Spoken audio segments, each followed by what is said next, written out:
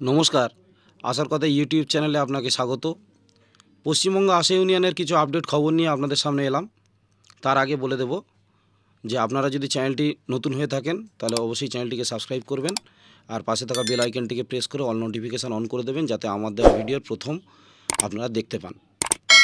আর একটা অনুরোধ, আপনারা একটু কমেন্টে লিখে পাঠাবেন আপনারা কে কোন জেলা থেকে ভিডিওটা দেখছেন, বা যদি পশ্চিমবঙ্গ রাজ্যের বাইরের কেউ হয়ে থাকেন তাহলে আপনারা কোন রাজ্য থেকে ভিডিওটা দেখছেন অবশ্যই কমেন্টে লিখে পাঠাবেন। আর আমার ভিডিও কেমন লাগছে সেটা অবশ্যই লিখবেন, তাহলে আমি আরও নতুন নতুন ভিডিও বানানোর অনুপ্রেরণা পাবো।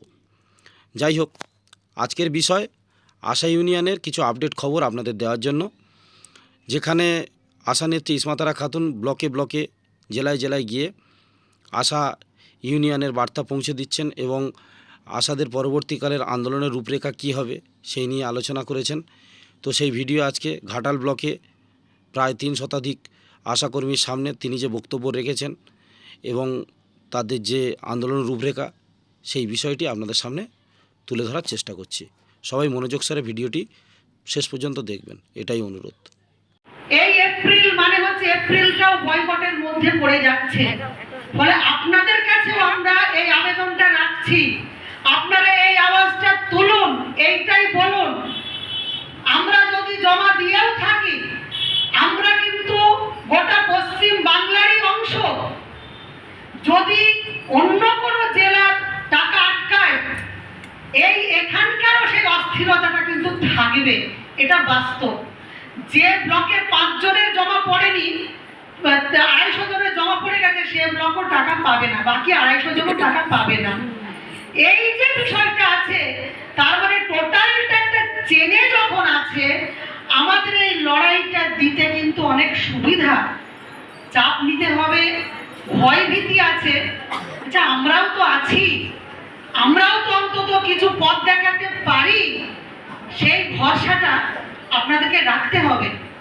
এই যে পোলিও বয়কট, কেন্দ্রীয় সরকারের কাছ থেকে ফোন এসছে আমাদের কাছে, রাজ্যের স্বাস্থ্য ভবনের এবং টোটাল এই যে ব্যবস্থাটা আছে সব জায়গা থেকে আমাদের কাছে ফোন আসছে যে আপনারা এত বড় ঝুঁকি দিচ্ছেন, এটা তো ন্যাশনাল প্রোগ্রাম, এটা তো শুধু এখানকার নয়, ন্যাশনাল প্রোগ্রাম বয়কট করার এই যে দুঃসাহস, তারা বলছে যে আপনারা যে দুঃসাহসটা নিচ্ছেন এটা কি আপনারা বুঝে করছেন?